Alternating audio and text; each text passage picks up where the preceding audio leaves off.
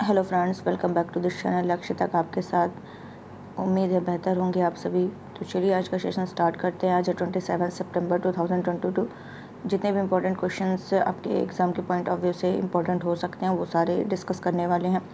तो चलिए स्टार्ट करते हैं। स्टार्ट करने से पहले ये जो आज का थंबनेल है, आज हम लोग ये बहुत ही इंपॉर्टेंट क्वेश्चन आज रहेगा जो आपके यूपीएससी यूपीपीसीएस दोनों के लिए बहुत ही इंपॉर्टेंट है। ये जो फ्लावर आपको दिख रहा है, जो थंबनेल आज का बनाया हुआ है, तो इसके बारे में हम लोग डिस्कस करेंगे कि क्या है, ऐसा कौन सा फूल है जो 12 साल में केवल एक ही बार खिलता है। तो क्यों इंपॉर्टेंट हो जाएगा एग्ज़ाम के पॉइंट ऑफ व्यू से, अभी हम लोग डिस्कस करते हैं, वहाँ पता चल जाएगा। तो चलिए सेशन को स्टार्ट करते हैं। और स्टार्ट करने से पहले अभी भी जिसने हमारे लेक्चर को लाइक नहीं किया प्लीज़ लाइक कर दीजिए, शेयर कर दीजिए और सब्सक्राइब करना बिल्कुल मत भूलिए। तो चलिए आज का जो मोटिवेशन कोट है उसको देख लेते हैं। आशा कभी मत खोना, आप कभी नहीं जानते कल आपके लिए क्या लाने वाला है।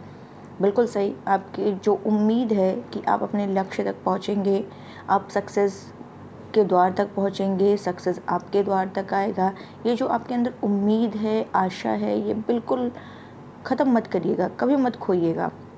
क्योंकि कब आप उस तक पहुंच जाओ अचानक में आपको खुद ही नहीं पता होगा।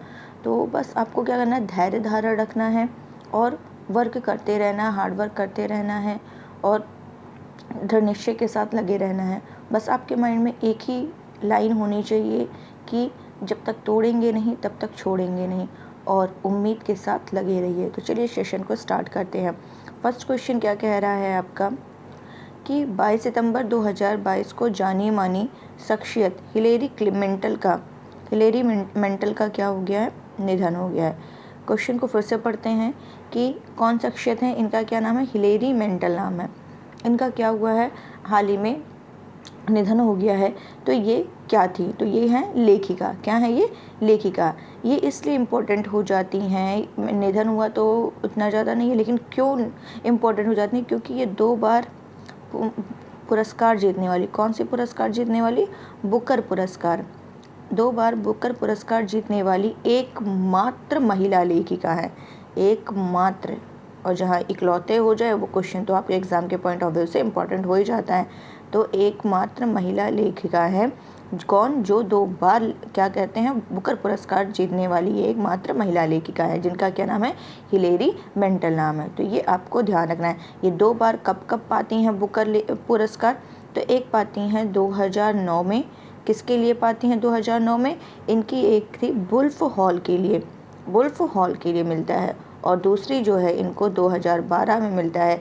किसके लिए मिलता है, bring of the bodies, bring of the bodies के लिए मिलता है, ऑफ द बॉडीज़।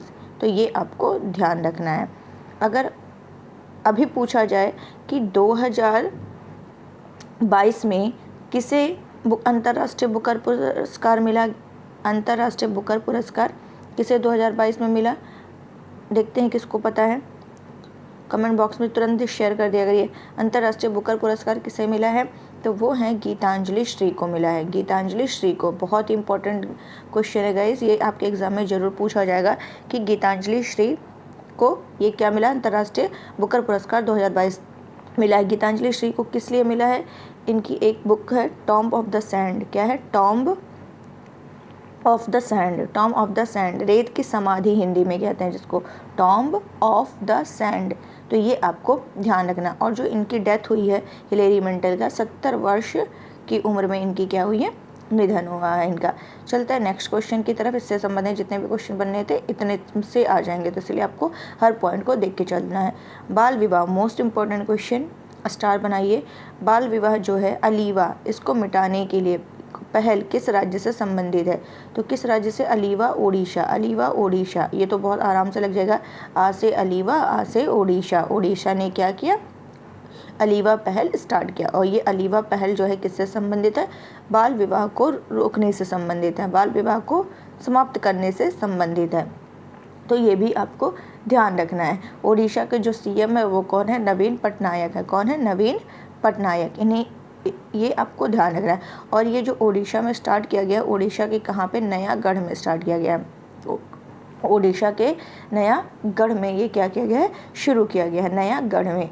और आपको पता होगा ओडिशा के गंजम जिला है, गंजाम जिला है ये क्या है, आप लोगों ने पढ़ा था, इंपॉर्टेंट क्वेश्चन ये भी है, स्टार बना लीजिए। ओडिशा का जो गंजाम जिला है ये क्या है, बाल विवाह मुक्त जिला हो गया है, बाल विवाह मुक्त जिला। तो ये भी क्वेश्चन आपको क्या है, इम्पॉर्टेंट आपके लिए। नेक्स्ट क्वेश्चन क्या कह रहा है, हाल ही में किस राज्य में देश का, ये भी स्टार बनाइए, ये भी इम्पोर्टेंट क्वेश्चन है, मोस्ट इम्पॉर्टेंट क्वेश्चन। हाल ही में किस राज्य में क्या देश का पहला हिमस्खलन निगरानी रडार स्थापित किया गया है। तो कहाँ पर किया गया है, ये सिक्किम में किया गया है। कहाँ किया गया है, सिक्किम में किया गया है। तो इसको जो है सेना जो है हमारी सेना और रक्षा भू सूचना विज्ञान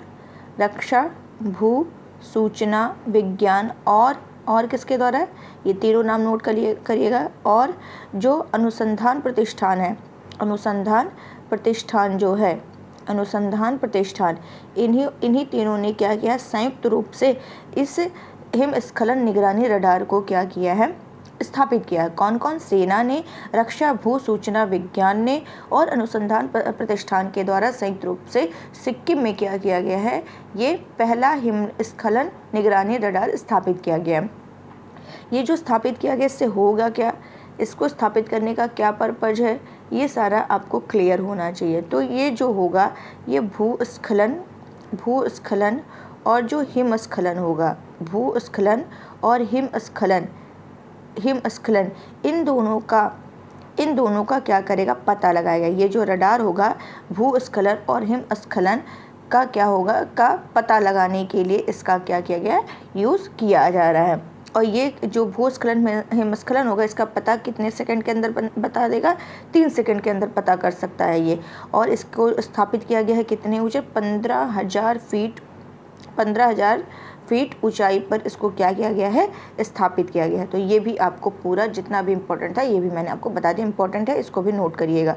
नेक्स्ट क्वेश्चन आपका है, रुपया व्यापार के लिए भारतीय रिजर्व बैंक की मंजूरी पाने वाला, भारतीय रिजर्व बैंक की यानी RBI की मंजूरी पाने वाला पहला भारतीय बैंक कौन है। तो वो कौन सा बैंक है, यूको बैंक। यूको बैंक जो है भारतीय रुपए में क्या है, यूको बैंक जो है भारतीय रुपए में, मैं यहाँ शॉर्ट में लिख दे रही हूँ, यूको बैंक जो है ये भारतीय रुपए में क्या करने के लिए, व्यापार निपटान के लिए रूस का जो है, रूस का कौन सा, रूस के गजप्रोम बैंक के साथ एक वोस्ट्रो खाता खोलने के लिए RBI से इसको मंजूरी मिल गई है। फिर से मैं ये लाइन बोलूँ, यूको बैंक को क्या है, भारतीय रुपए में व्यापार करने के लिए रशिया का जो गजप्रोम बैंक है उसके साथ वोस्ट्रो खाता खोलने के लिए एक विशेष वोस्ट्रो खाता, कौन सा खाता, वोस्ट्रो खाता खोलने के लिए एक RBI के द्वारा क्या है, मंजूरी मिल गई है। ये जो यूको बैंक है, यूको बैंक ये कोलकाता में स्थित है और कैसा है, ऋणदाता है, ऋण देने वाला बैंक है। ठीक है, कोलकाता में स्थित ऋणदाता है। भारतीय बैंकों को जुलाई में क्या है, भारतीय मुद्रा में व्यापार करने की अनुमति देने के लिए RBI के निर्णय के बाद इसको क्या है, मंजूरी पाने वाला ये पहला बैंक है। यूको बैंक को पहले यूनाइटेड कॉमर्शियल बैंक के रूप में जाना जाता था। इसको पहले यूनाइटेड कॉमर्शियल बैंक के रूप में इसको जाना जाता था। इसकी स्थापना जो हुई थी इसकी यूनाइटेड कमर्शियल के रूप में जाना जाता है, जिसकी स्थापना 1943 में हुई थी, 1943 में हुई थी। कहाँ हुई थी, कोलकाता, इसका हेडक्वार्टर कोलकाता। और यह भारत के जो राष्ट्रीयकृत बैंक है उनमें से ये एक है और ये भारत के वित्त मंत्रालय के स्वामित्व में क्या है, आता है, भारत के वित्त मंत्रालय के स्वामित्व में आता है। अभी मैंने रशिया का एक बैंक का नाम लिया, गजप्रोम बैंक, नाम लिया था मैंने गजप्रोम बैंक। तो ये रशिया का जो गजप्रोम बैंक है ये एक रूसी ऋणदाता है, ये भी ऋणदाता है जिसे गैस उद्योग उद्यमों के लिए बैंकिंग सेवाएं प्रदान करने के लिए दुनिया का सबसे बड़ा गैस उत्पादक और निर्यातक गजप्रोम द्वारा स्थापित किया गया था। और गजप्रोम जो है 1990 से क्या कर रहा है, काम कर रहा है और यह रशिया के शीर्ष 3 बैंकों में से एक माना जाता है। ये भी आपको ध्यान देना है। नेक्स्ट क्वेश्चन, ये जो मैं कह रही थी, जो आज का थंबनेल है कि इस क्वेश्चन के बारे में हम लोग डिस्कस करने वाले हैं, बहुत ही इंपॉर्टेंट क्वेश्चन है। यूपीएससी की दृष्टि से और यूपीपीसीएस की दृष्टि से। क्या क्वेश्चन कह रहा है, नील कुरुंजी फूल, उस फूल का क्या नाम है, नील कुरुंजी। मैं यहाँ फिर से लिख दे रही हूँ, नील कुरुंजी, कुरिंजी, उस फूल का क्या नाम है, नील कुरुंजी। ये फूल जो है जिसका जो वैज्ञानिक नाम है वो है स्ट्रोबिलिंथस कुंथियाना। इसको कुंथियाना भी शॉर्ट में कह सकते हैं आप लोग, कुंथियाना, यानी इसका वैज्ञानिक नाम क्या है, स्ट्रोबिलेंथस कुंथियाना। ये ऐसे सिंपली ऐसे पूछ सकते हैं, नील कुरुंजी फूल का वैज्ञानिक नाम क्या है, तो पता होना चाहिए स्ट्रोबिलेंथस कुंथियाना। तो इसके बारे में बताना है कौन सा सही है। तो चलिए कूट मिलाना है, देख लेते हैं कौन सा क्वेश्चन सही है, मतलब स्टेटमेंट सही है। फर्स्ट, इन फूल में गंध नहीं होती है लेकिन इसका औषधीय महत्व, इसका उपयोग गठिया के उपचार में किया जाता है। नेक्स्ट क्वेश्चन क्या कह रहे हैं, नील कुरुंजी की कुछ प्रजातियां बड़े पैमाने पर पाए जाने की घटना के उदाहरण हैं। ठीक है, बहुत ही सही लाइन लिखा है, जिन्हें मास्टिंग कहा जाता है। जब ये कुछ प्रजातियां बड़े पैमाने पर पाई जाती हैं, जिन्हें क्या कहा जाता है, मास्टिंग कहा जाता है। क्या कहा जाता है, मास्टिंग। तो ये भी आपको ध्यान रखना है, जो बाज़ की प्रजातियों में भी देखा जाता है। ये स्टेटमेंट सही है और फर्स्ट वाला रॉन्ग था। थर्ड क्या है, तमिलनाडु में रहने वाले पलियान आदिवासी। तमिलनाडु में कौन से आदिवासी रहते हैं, ये भी ध्यान रखिए कि तमिलनाडु में ये जो आदिवासी पाए जाते हैं उनका क्या नाम है, पलियान। तमिलनाडु में जो पलियान आदिवासी पाए जाते हैं, लोग इसे अपनी उम्र की गणना के लिए एक संदर्भ के रूप में इस्तेमाल करते थे। तो ये भी आपका स्टेटमेंट सही है। तो स्टेटमेंट कौन कौन सा सही है, दूसरा और तीसरा स्टेटमेंट आपका क्या है, सही है। अब इसके बारे में थोड़ा सा हम डिस्कस कर लेते हैं, बता देते हैं कि जो नील कुरुंजी, क्या मैंने कहा, नील कुरुंजी, यहाँ मैं लिख दे रही हूँ नील कुरुंजी, या सिंपली आप कह सकते हैं कुरिंजी, कुरिंजी भी कह सकते हैं, कुरिंजी। ये जो है दक्षिण भारत के पश्चिमी घाट के, कहाँ पे, दक्षिण भारत जो है, दक्षिण भारत के कहाँ पे, पश्चिम घाट के कहाँ पर, 1800 मीटर ऊंचे, 1800 मीटर से ऊंचे जो शोला घास के मैदान है, शोला घास के मैदान, वहाँ के घास को शोला घास कहा जाता है। तो ये भी पूछा हुआ कहाँ पर, ये दक्षिण भारत में। तो शोला घास के मैदान में उगने वाला, बहुतायत से उगने वाला एक पौधा होता है नील कुरुंजी। ठीक है, नीलगिरी पर्वत को अपना नाम, जो नीलगिरी पर्वत वहाँ का है, ठीक है, तो वहाँ उसका नाम जो है इन्हीं नीले रंग के जो कुरुंजी फूल है, इसी से आच्छादित होने के कारण उसका नाम नीलगिरी पर्वत रखा गया है। अभी मैं फिर से थंबनेल पर जा कर के उसको 1 मिनट में अभी ही दिखा दूँ, ताकि आप लोग को अगर इमेज सामने रहेगा तो आपको क्लियर रहेगा कि हाँ किसके बारे में कहा जा रहा है। ये देखिए, ये आपको दिख रहा होगा नीले नीले रंग के। तो इसी को क्या कहा जाता है, वहाँ पे इसी फूलों के कारण वहाँ का जो नाम रखा गया है नीलगिरी पर्वत, इन्हीं के कारण रखा गया है। ठीक है, तो ये आपको ध्यान रखना है। और ये जो पौधा है, ये पौधा आपका 12 वर्षों में एक ही बार फूल देता है, 12 वर्षों में एक ही बार क्या देता है, फ्लावर देता है ये। तो ये आपको ध्यान देना है। और कहाँ पर, अगर देखा जाए, केरल में स्थित एक जगह है जिसका नाम है मुन्नार। केरल में स्थित जगह है जिसका नाम क्या है, मुन्नार। और ये मुन्नार जो है, इसको नील कुरुंजी फूलों का सबसे बड़ा घर माना जाता है। करीब 3000 हेक्टेयर में ये पहाड़ियों वाला जो मुन्नार है, दक्षिण भारत के सबसे खास पर्यटन स्थलों में से भी एक माना जाता है। तो ये आपको इतना क्लियर हो गया होगा, ये नील कुरुंजी फूल जो है केरल में स्थित मुन्नार में सबसे ज़्यादा बहुतायत में ये पाया जाता है। और नीलगिरी पर्वत जो है, इसी के लिए क्या है, इन्हीं फूलों के, नीले रंग के फूलों के कारण क्या है, अच्छी तरह से जाना जाता है। तो ये क्वेश्चन आपको अच्छे से क्लियर हो गया होगा। नेक्स्ट क्वेश्चन क्या कह रहा है, अक्सर समाचारों में देखा जाने वाला मॉकड्रिल निम्न में से किस खेल से संबंधित है। तो मॉकड्रिल जो है ये किससे संबंधित है, ये क्रिकेट से संबंधित। इस क्वेश्चन को मैंने डिस्कस किया था जिस दिन, क्या बताया था कि क्रिकेट में क्या किया गया, कई बदलाव किए गए हैं। तो वहाँ पे मैंने 5-6 आपको बतलाए थे। तो वहाँ पे मॉकड्रिल एक वर्ड आया था, तो ये ध्यान रखिएगा मॉकड्रिल किससे संबंधित है, इंपॉर्टेंट क्वेश्चन है, द हिंदू न्यूज़पेपर में था, तो इसके लिए मैंने इसको फिर से ले लिया। तो ये किससे संबंधित है, क्रिकेट से संबंधित, ध्यान दीजिएगा। बाकी जिसने उस दिन लेक्चर देखा होगा उसको क्लियर हो गया होगा। नेक्स्ट क्वेश्चन क्या है, 22 सितंबर 2022 को जारी वैश्विक वित्तीय केंद्र सूचकांक 32 GFCI में कौन शीर्ष पर है। फिर से क्वेश्चन पढ़ रही हूँ कि ये क्या कह रहा है कि जो आपका वैश्विक वित्तीय केंद्र सूचकांक, जिसको सिंपली शॉर्ट में कहा गया GFCI 32 में कौन शीर्ष पर है? तो कौन शीर्ष पर है? न्यूयॉर्क कहाँ है? अमेरिका में। तो ये अमेरिका में जो है ये किस स्थान पर? फर्स्ट पर है। सेकंड पे कौन सा है? लंदन है। सेकंड पर लंदन है, ये भी आपको ध्यान रखना। फर्स्ट पे न्यूयॉर्क है, किसमें? वैश्विक वित्तीय केंद्र सूचकांक में पहले नंबर पर है न्यूयॉर्क और सेकंड नंबर पर है लंदन। अगर हम भारत की बात करें, ये दोनों तो क्रमशः फर्स्ट सेकंड आपको याद है। तो अगर दिल्ली की बात करें, दिल्ली अपने भारत में दिल्ली की क्या कंडीशन है?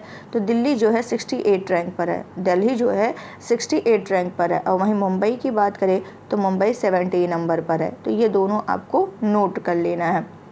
कुछ और हम लोग डिस्कस करने वाले हैं इंडेक्सेस के बारे में, जो आपके लिए इम्पोर्टेंट हो सकता है। आपके एग्ज़ाम जो बिहार वाले हैं वो तो ज़रूर नोटिस कर लें, यहाँ से क्वेश्चंस बन सकता है। जैसे कि भुखमरी सूचकांक बता दें, तो भुखमरी सूचकांक में जो है वैश्विक भुखमरी सूचकांक, इसमें जो भारत की कंडीशन है, वो भारत की जो रैंकिंग है वो किस में है, किस नंबर पर है? वैश्विक भुखमरी सूचकांक में तो 101 नंबर पर है। तो ये भी आपको ध्यान रखना है। अगर ये पूछ ले कि प्रेस फ्रीडम रिपोर्ट में भारत की रैंकिंग, प्रेस फ्रीडम रिपोर्ट में भारत की रैंकिंग, तो इसमें 150 है। तो प्रेस 50 150 ऐसे याद कर सकते हैं। और खुशहाली इंडेक्स में, खुशहाली सूचकांक में भारत की खुशहाली सूचकांक में इसमें किस नंबर पर है? तो 136 ये भी देखना है। अभी रिसेंटली जो रिपोर्ट आई थी 132 किसमें? HDI में मानव विकास सूचकांक में 132 रैंकिंग है। और ये HDI रिपोर्ट जारी कौन करता है? UNDP करता है, यूनाइटेड नेशन डेवलपमेंट प्रोग्राम करता है। तो ये भी आपको ध्यान रखना है। एक और ध्यान रखिएगा 135, ये 35 किस मतलब 135 किसका कौन सा है जिसमें 135 नंबर पर है? एक वैश्विक शांति सूचकांक, वैश्विक शांति सूचकांक में 135 नंबर पर है। तो ये सारे आपको ध्यान रखने हैं। चलते हैं नेक्स्ट क्वेश्चन की तरफ। किसे इंडियन न्यूज़पेपर सोसाइटी का अध्यक्ष चुना गया है? किसे न्यूज़पेपर इंडियन सोसाइटी का क्या किया गया है? अध्यक्ष चुना गया है। तो वो कौन है? के राजा प्रसाद रेड्डी। इनका क्या नाम है? के राजा प्रसाद रेड्डी। इन्हें क्या किया गया है? इन्हें INS इंडियन न्यूज़पेपर सोसाइटी का अध्यक्ष चुना गया। अब यहाँ पे न्यूज़पेपर है तो इसका क्या काम है? INS का क्या काम है? पहले ये देख लेते हैं INS की स्थापना कब हुई थी। तो ये हुई थी 1939 में हुई थी, 1939 में हुई थी। अब इसका काम क्या है? तो इसका काम जो है, जो भी भारत के समाचार पत्र हैं, पत्रिकाएं हैं, इन पर क्या करना है? रेगुलेशन, इन पर रेगुलेशन लगाना, नियम कानून जो भी है समाचार पत्र पत्रिकाओं पर रेगुलेशन बनाना, इसका सोसाइटी INS का क्या है? काम है। अभी इसका अध्यक्ष किसे चुना गया है? तो इसे चुना गया है के राजा प्रसाद रेड्डी को। अच्छा, जब यहाँ पे राजा नाम आया है तो आपको पता होना चाहिए कि राजा से संबंधित और भी कहीं पर कोई अध्यक्ष बनाया जाता है, जिनका क्या नाम था? टी राजा कुमार। क्या नाम था? टी राजा कुमार। नाम लिया तो मुझे लगता है आपको याद आ गया होगा। जैसे उनका क्या नाम है? FATF के हैं। FATF क्या है? Financial action task force. ठीक है, फाइनेंशियल एक्शन टास्क फोर्स, इनके हेड कौन है? टी राजा कुमार। तो ये भी आपको ध्यान रखना है। चलते हैं नेक्स्ट क्वेश्चन की तरफ। देश का दूसरा मोस्ट इम्पॉर्टेंट क्वेश्चन, आज का सबसे ज़्यादा ये इंपॉर्टेंट क्वेश्चन है, जो आपको क्या करना है? इसको टिक लगा के रखना है। क्या कह रहा है? देश का दूसरा नैनो खाद प्लांट कहाँ स्थापित किया गया है? तो प्रयागराज उत्तर प्रदेश में किया गया है। पता होगा आपको कि फसल की उपज को बढ़ाने के लिए, पैदावार को बढ़ाने के लिए यूरिया का सबसे ज़्यादा इस्तेमाल होता है। और यूरिया का इस्तेमाल होने से क्या हो रहा है? जो हमारी खेती के लिए जो भूमि है उसका जो फर्टाइल भूमि है जो है हमारी है, उसकी जो उर्वरा शक्ति है वो नष्ट हो जा रही है। और नष्ट हो जाने के कारण ये जो गंभीर चिंता है लोगों के सामने, तो उसके लिए क्या किया है? इफ़को ने, किसने? इफ़को ने क्या किया है? नैनो फर्टिलाइज़र लिक्विड तैयार किया है। और नैनो फर्टिलाइज़र लिक्विड तैयार करके इसका पेटेंट भी करा लिया है। तो ये आपको ध्यान रखना है। तो अभी जो नैनो फर्टिलाइज़र का जो यूज़ है वो नवंबर से स्टार्ट हो जाएगा। इसका फर्टिलाइज़र का, लिक्विड नैनो फर्टिलाइज़र का नवंबर से उत्पादन आरंभ हो जाएगा। और ये जो यूरिया है, यूरिया का जो अधिक यूज़ किया जा रहा है, इससे जो उर्वरा शक्ति नष्ट हो रही है, तो उसको इस नैनो लिक्विड से बचाने में वो हेल्प करेगी। और इससे किसानों का पैसा, उनका परिश्रम, उनका समय सब बचेगा। तो ये आपको ध्यान रखना है। कहाँ पे स्थापित हो रहा है? तो प्रयागराज उत्तर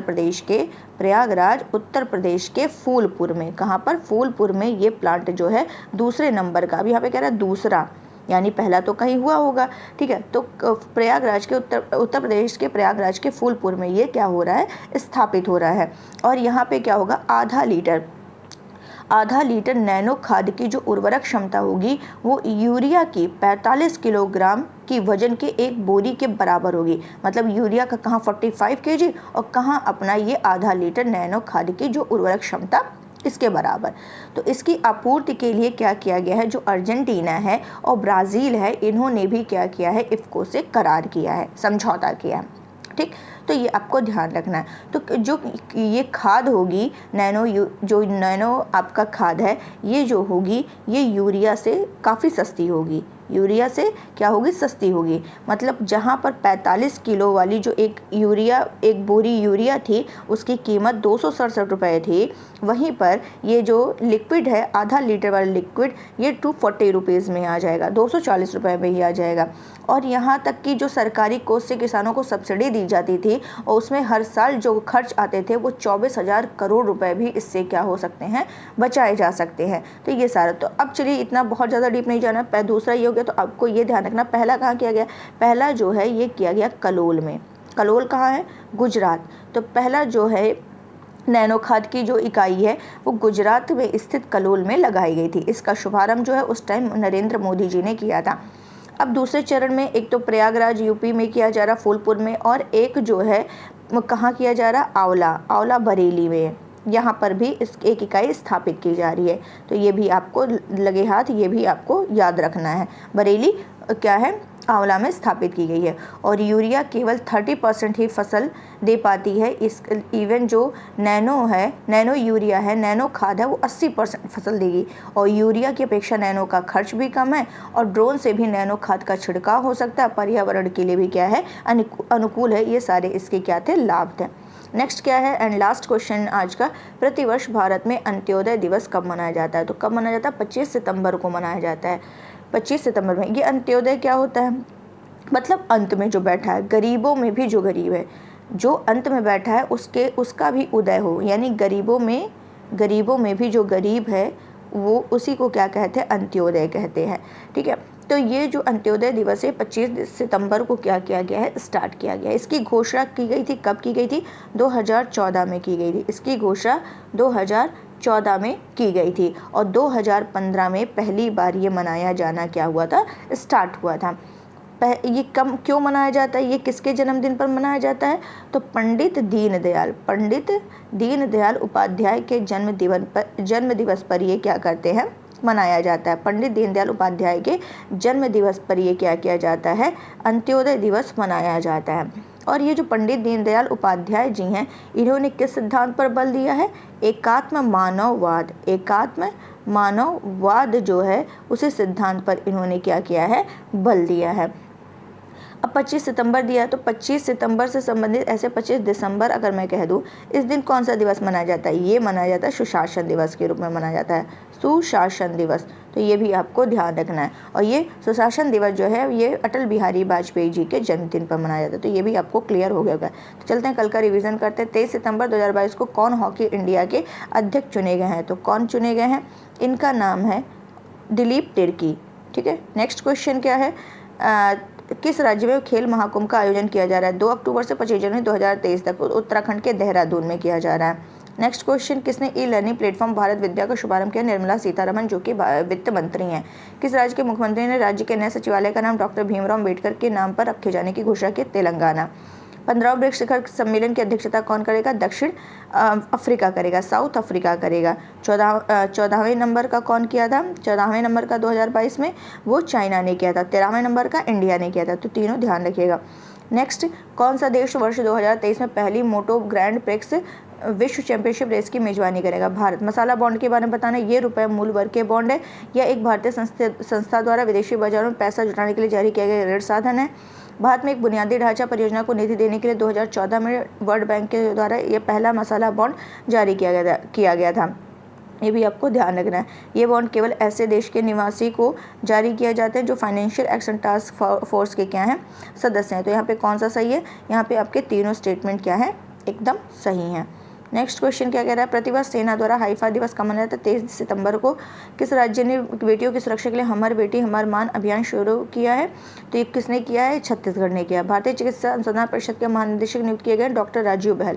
तो आज के लिए बस इतना ही रखते हैं। उम्मीद है आपको सेशन अच्छा लगा और पसंद आएगा, तो प्लीज़ ज़्यादा से ज़्यादा इसको लाइक करिए, शेयर करिए, सब्सक्राइब करना बिल्कुल मत भूलिए।